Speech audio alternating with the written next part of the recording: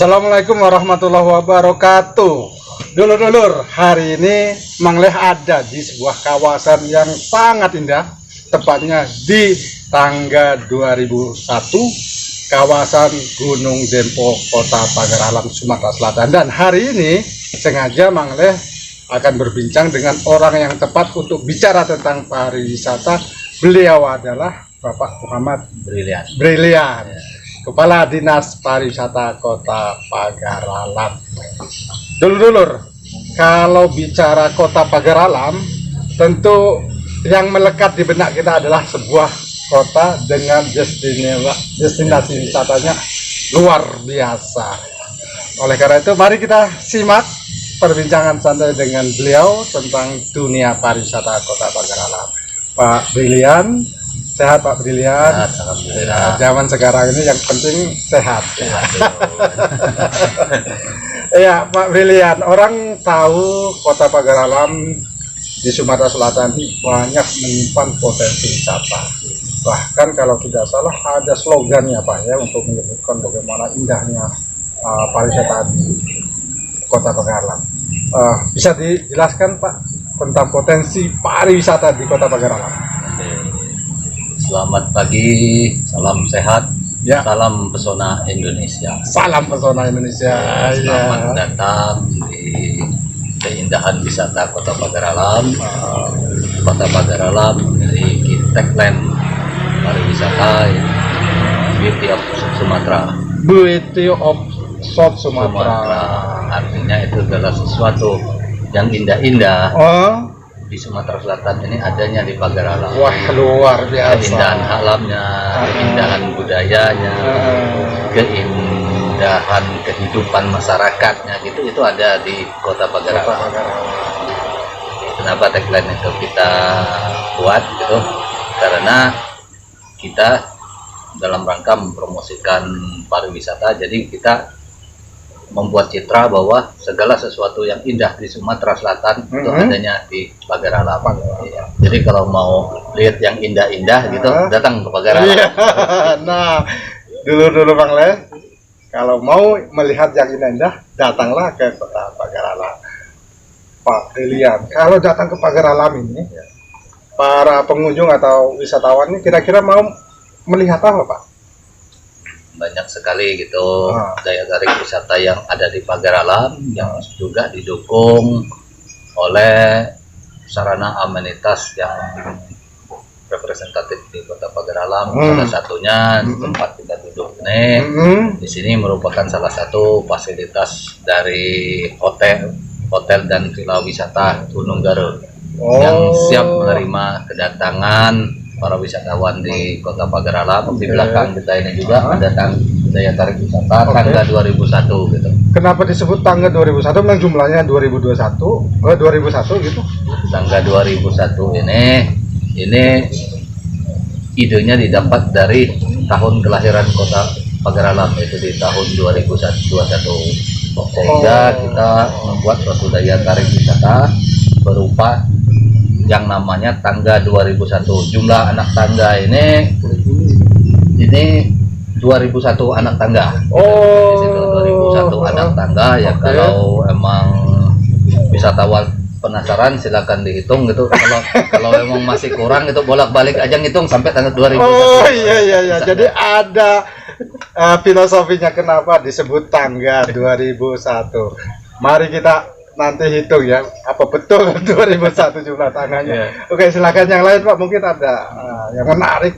Ya, selain Tangga 2001 juga ini masih kita di kawasan Gunung Limpolo, kita masih membicarakan seputar kawasan Gunung Limpo. Di sini juga kita lihat di sana ada tulisan Pagar Alam gitu. Itu tulisan itu tingginya 12 meter gitu. Kalau itu dengan tinggi 2 meter itu akan menjadi ikon wisata Kota Pagar Alam. Jadi orang Pagar Alam tuh sekarang ada ini tuh, ada anekdot gitu bahwa ketika wisatawan ke sini dia harus bisa itu lihat tulisan Pagar Alam, karena tulisan Pagar Alam itu tidak setiap saat bisa dilihat gitu. Karena Tidak setiap saat. Iya. Kalau kabut nggak terlihat. Nggak kelihatan, hanya orang-orang yang beruntung yang bisa lihat itu. Iya, iya, iya, iya, iya. Nah, dengan melihat tulisan orang akan ke atas gitu. Oke. Akan ke sana. Ya. Nah, dengan jarak tempuh sekitar 45 menit. Selama 45 menit itu para wisatawan disuguhi oleh pemandangan yang sangat indah gitu, di kawasan Gunung Dempo. Termasuk yang ini berbaris-baris ini apa? Tanaman teh ya? Ya, ini tanaman teh. Tanaman teh ini luasnya kurang lebih 1.500 hektar gitu. 1.500 hektar. Dan ini telah mempunyai sejarah yang panjang karena perkebunan teh ini dimulai tahun 1929 pada masa penjajahan Belanda. Mangleh belum lahir tuh Pak? Oh, iya. Zaman Belanda itu ya? Iya, zaman Belanda gitu. Terus ada apa lagi Pak kalau masih Di seputaran sini juga ada itu pabrik teh peninggalan Belanda. Pabriknya di situ, oke. Pada tahun 1929 dan ada lagi di atas itu ada istilahnya museum teh terbuka. Museum teh terbuka itu apa? Itu ada ini, ada pohon-pohon teh itu yang udah di atas umurnya 50 tahun yang di atas. masih hidup?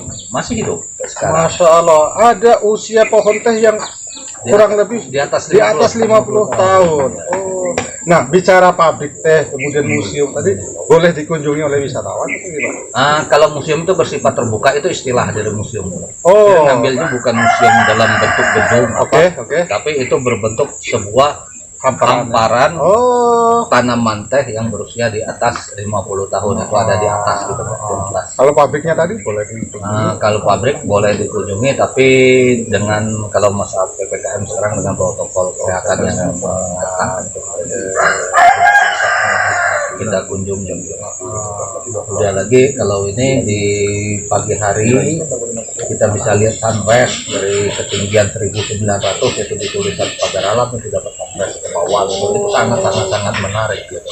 Itu jam berapa Pak? Itu bisa kita lihat itu di antara jam 5 sampai jam setengah 7 Pagi. Jadi kalau mau oleh ke sini pagi-pagi habis sholat subuh naik ke atas nikmatin sunrise sambil kopi pagar alam gitu, makan sama pagar alam, menimbulkan pengalaman tersendiri gitu dalam berwisata di sini.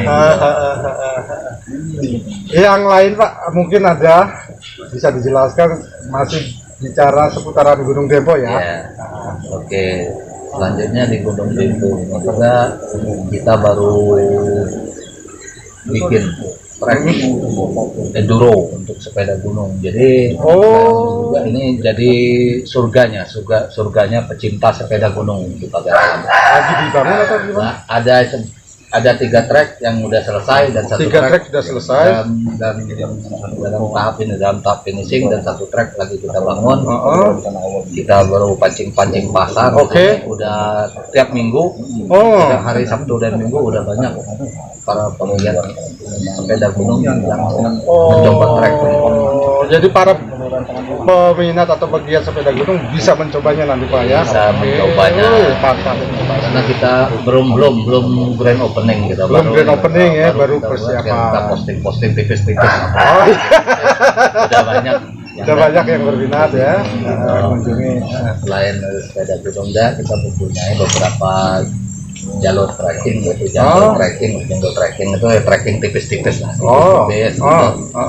Jadi ada beberapa jalur di Kampung 4 bisa dipakai untuk trekking gitu. Trekking bisa tipis-tipis, waktu 1 jam sampai 2 jam, tidak terlalu mendaki. Itu akan banyak bisa dinikmati oleh wisatawan.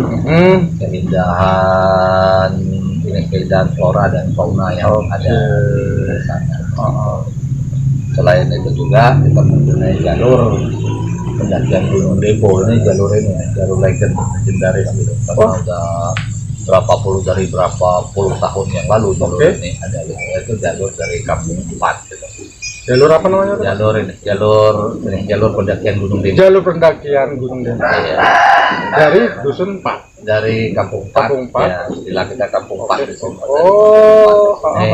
Di sana juga sudah kita kelola dengan baik sehingga wisatawan juga merasa nyaman. Oke. Misalnya kita data kesehatannya kita cek, Oh. barang-barang yang mereka bawa juga kita cek. Oh. Prinsipnya ketika mereka membawa sampah seperti misal bungkus Indomie, mereka bawa Indomie 5, pulangnya harus setor ke kita 5 bungkus gitu. Indomie bekas ini apa tuh? Ini apa tuh bungkus Indomie Bungkus, itu ya harus setor. Jadi tidak ada sampah yang di sana yang tinggal oleh wisatawan. Ini menarik ini, jadi tetap bersih diharapkan ya. Diharapkan lingkungan. tetap bersih dan tiap 3 bulan sekali kita mengadakan pembersihan sepanjang jalur pendakian. Oke. Kalau pendakian sendiri dibuka terus Pak atau gimana? Untuk sementara kita buka terus, kecuali pada waktu-waktu tertentu itu untuk upaya kita untuk pelestarian Gunung Dempo, mungkin kita tutup 1 minggu khusus untuk pembersihan dan perbaikan jalur pendakian. Kita tutup untuk Itu normalnya kalau dari kampung Pak ya, mendaki tuh biasa butuh waktu berapa lama Pak rasanya sampai puncak? bingung ini kalau ditanya normalnya saya ini aja normalnya para pendaki Iya normalnya para pendaki. kalau normalnya kayak kalau 2 hari gitu Bisa banyak istirahat. Pak. Kalau normal para pendaki itu 6 sampai 8 jam Pak. 6 sampai 8 jam. Oke. Ini sudah semua Pak cerita tentang wisata Gunung Dempo ini. Ini udah itu juga di sana ada kawah, di Gunung Dempo itu ada kawah. Gunung Dempo puncak dari Gunung Dempo ini adalah 3.173 meter di atas permukaan laut gitu. Jadi dengan ketinggian tersebut kita bisa melihat pemandangan yang sangat indah dari berbagai daerah yang ada di seputar kota Pagar Alam. Ini menarik ini kalau yang bisa mendaki ke situ ya. Tapi itu perlu persiapan khusus Pak, perlu persiapan khusus, perlu fisik juga. Iya. Gitu, Pak. Dan juga kita upayakan sekarang itu ada pendakian gitu, yang paketnya juga udah dijual gitu, pendakian buat para ini gitu, golongan-golongan yang menengah ke atas gitu. Jadi kalau di camping itu ada glamour camping, di sini juga ada glamour trekking gitu. Jadi ya yang mau melakukan wisata pendakian itu cukup sini ya bawa badan aja kira-kira. Semua fasilitas kita siapkan. Gitu. Dengan menu-menu juga yang ya dengan menu-menu ya sama kayak yang dijual-jual di ini gitu, di warung-warung makan gitu. Jadi pendakian itu tidak ini lagi gitu, apa tuh tidak harus menunya tuh ada 3 menu sampai 4 menu biasanya. Telur goreng gitu, mie goreng gitu, sarden. Mewah-mewahnya nanti ini apa tuh biasanya mewahnya kornet gitu. 4 itu. Ini itu aja. Nah, ini enggak, kita emang bawa koki gitu ke sana. Porter tuh selain sebagai porter, dia juga sebagai koki gitu. Sebagai kokinya. Nah, yang bisa memasak ya 10 menu lah gitu. Jadi mereka nggak terasa ini gitu, nggak terasa kayak camping gitu. Jadi terasa di rumah sendiri gitu. Dengan fasilitasnya juga yang bagus gitu. Tenda-tendanya gitu. Baik. Pak William, selain Gunung Dempo dan sekitarnya ini tentunya sebagai apa namanya surganya pariwisata Sumatera Selatan, banyak juga nih potensi wisata lain di Kota Pagar Alam. Kalau tidak salah ada apa itu curug, kalau bahasa Indonesianya apa, air terjun ya? Air terjun Banyak di sini Pak ya? banyak. Di sini air terjun di Kota Pagar Alam itu lebih dari 50 buah air terjun. 50 buah air Tapi terjun. yang baru memiliki fasilitas amenitas gitu, sekitar baru 3 air terjun gitu. Yang sudah memiliki Yang fasilitas amenitasnya. Jadi yang membuat wisatawan nyaman, dia ada tempat ganti, toilet yang ini. Itu baru ada sekitar 3 air terjun. 3 itu apa Pak? Bisa dikasih tahu dulu. 3 air terjun itu di sini ada air terjun 7 kenangan. 7 kenangan, oke. Itu air terjun Mangkok. Air terjun Mangkok. Ada juga Curug Maung. Curug Maung itu ini perbatasan kita. Ini yang agak ini nih dengan kabupaten sebelah, perbatasan antara Pagar Alam dan Kahat. Air terjunnya milik Pagar Alam, sedangkan akses masuknya dari wilayah Lahat. Tapi itu bukan sebuah halangan buat kita untuk mengembangkan suatu objek wisata. karena memang dalam dunia pariwisata tidak mengenal batas wilayah. Jadi ada nih sekitar 50 air terjun. Wah, luar biasa. Nah, ini pasti menjadi daya tarik. Nah, selain itu saya sempat juga baca-baca di internet itu ada destinasi apa itu yang paradis atau apa itu ada juga di sini. Ya, itu destinasi wisata Green Paradise. Green Paradise. Jadi surga. Iya.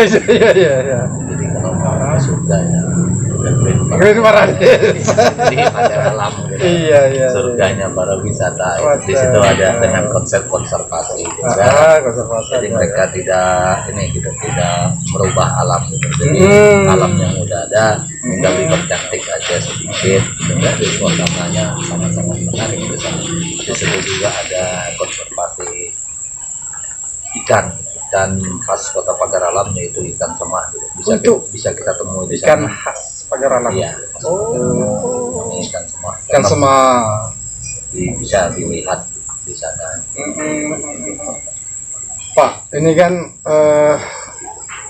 bicara nasib pariwisata di tengah pandemi ini kan bukan saja pariwisata yang terkena dampaknya, tapi juga bidang ataupun segmen-segmen lain.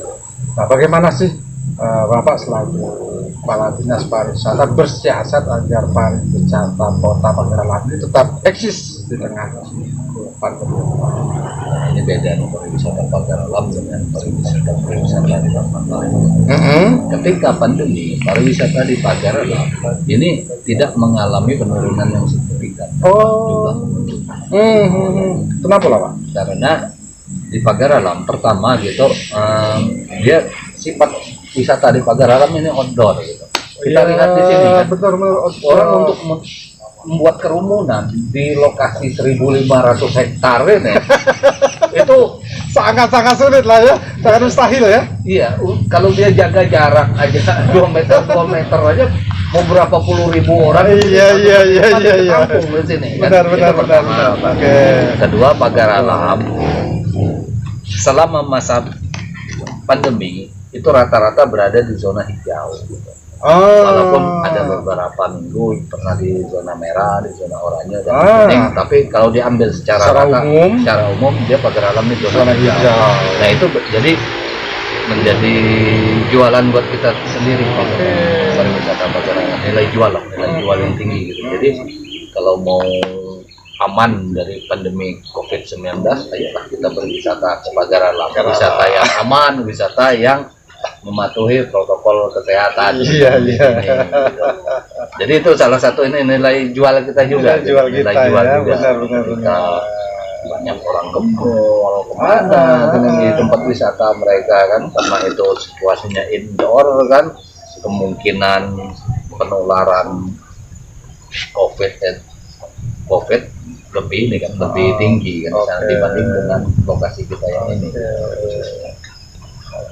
Pak, selain tempat yang layak, kemudian potensi atau spot-spot pariwisata yang indah, faktor keamanan biasanya juga berpengaruh nih terhadap minat wisatawan untuk berkunjung ke Pagar Alam. Soal keamanan sendiri bagaimana Pak? Mungkin sebelum saya jawab keamanan, mungkin ada satu lagi akan saya kembangkan di sini. Bahwa ada juga daya tarik wisata Pagar Alam yang sangat-sangat menarik. Masih ada Pak ya? Iya. Silakan. Berupa peninggalan sejarah. Peninggalan sejarah itu berupa peninggalan zaman Megalitikum.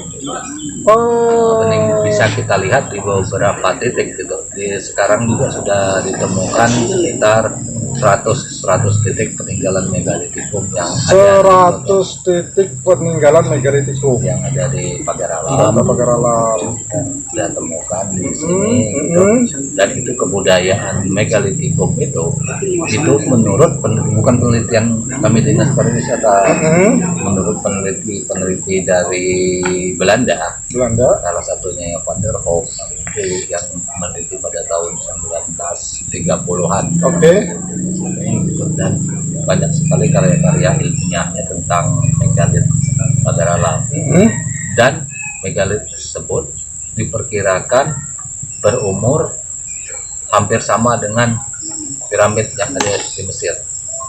zamannya di sana. Jadi dari dulu itu udah ada peradaban. Sudah ada peradaban di Pagar Alam ini. Ya.